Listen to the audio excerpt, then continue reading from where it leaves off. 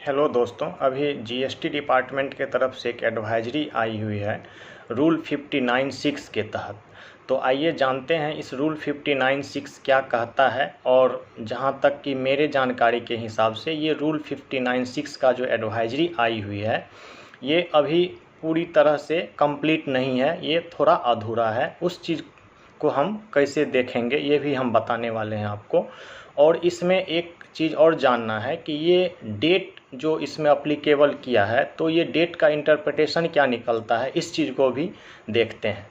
तो रूल 59(6) में ये कहा है कि इसकी जो अप्लीकेबिलिटी है, मतलब ये जो हम इशू किए हैं ये 1 जनवरी 2021 से लागू है। लेकिन अब जब हम इसको देखने जा रहे हैं एडवाइजरी में तो ये कह रहा है कि इसका अप्लीकेबल जो हम करेंगे ये 1 सितंबर 2021 से करेंगे।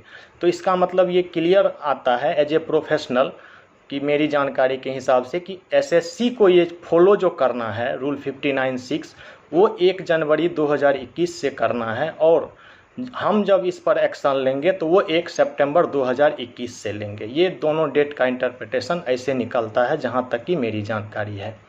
तो आइए रूल 59(6) का जो बात है उसमें टोटल 3 क्लॉजेज हैं। तो 3 क्लॉजेज में ये 2 क्लॉजेज के ही रिगार्डिंग एडवाइजरी दी है। तीसरा क्लॉजेज पे इन्होंने कुछ नहीं बोला है, इसी कारण मैं पूरा कंप्लीट नहीं मानता हूँ, ये अधूरा है। तो पहला क्लॉज इसमें ये कहता है कि अगर आप एक मंथली डीलर हैं, तो मंथली डीलर हैं मतलब मंथली डीलर कहने का सेंस कि मंथली रिटर्न अगर आप अपना फाइल करते हैं तो इसमें GSTR 3B पिछले 2 महीने कंटिन्यूस अगर आपने फाइल नहीं किया है तो हमने अगले मंथ की GSTR 1 या IFF फाइल करने नहीं देंगे।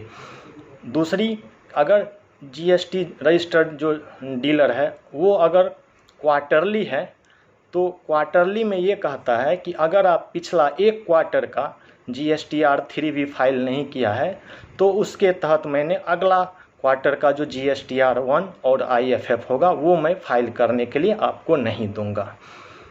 और इसमें एक चीज़ और है कि ये एडवाइजरी मतलब क्यों आई। एसएससी क्या करता था, मतलब डीलर क्या करता था कि वो अपना GSTR 1 फाइल कर देता था और 3B वो फाइल नहीं करता था, क्योंकि 3B फाइल करने से उसको जो होती थी आउटपुट पे जो टैक्स लायबिलिटी बनती थी वो टैक्स लायबिलिटी पेमेंट नहीं करना चाह करके उसका ये इंटरप्रेट मतलब उसके नियत में ये खोट होता था कि हमने GST की जो लायबिलिटी है वो पेमेंट करने से बच जाएंगे और डिपार्टमेंट हमको नहीं पकड़ेगी। लेकिन डिपार्टमेंट आगे से दिमाग लगा करके ये एडवाइजरी इशू कर दिया है। तीसरी बात ये है कि ये एडवाइजरी कमेटी अधूरा क्यों है, क्योंकि रूल 59(6) का जब हम देखने जाते हैं एक्ट में मतलब बिल में तो इसमें 3 बातें को लिखा है इन्होंने। पहला तो ये है कि आपने अगर किसी तरह का जो अप्लीकेबल रिटर्न है अगर आप कंटिन्यूस फाइल नहीं किया है, जैसे 3B है, अगर आप मंथली हैं तो मंथली में पिछले 2 महीने फाइल नहीं किया है तो अगले महीने का हम GSTR 1 और IFF फाइल नहीं करने देंगे। और क्वार्टरली है तो पिछले 1 क्वार्टर का फाइल कर अगर आप नहीं किए हैं तो हम अगले क्वार्टर का GSTR 1 और IFF फाइल करने नहीं देंगे।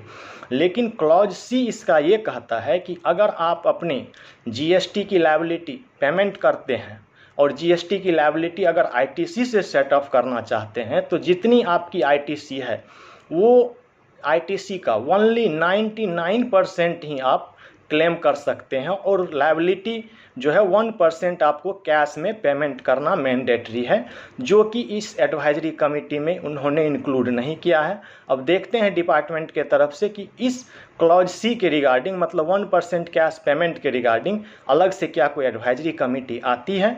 तो तब तक के लिए हम इंतज़ार करें। और अगर ये वीडियो आपको अच्छी लगी हो तो कृपया इसे लाइक करें, सब्सक्राइब करें। धन्यवाद।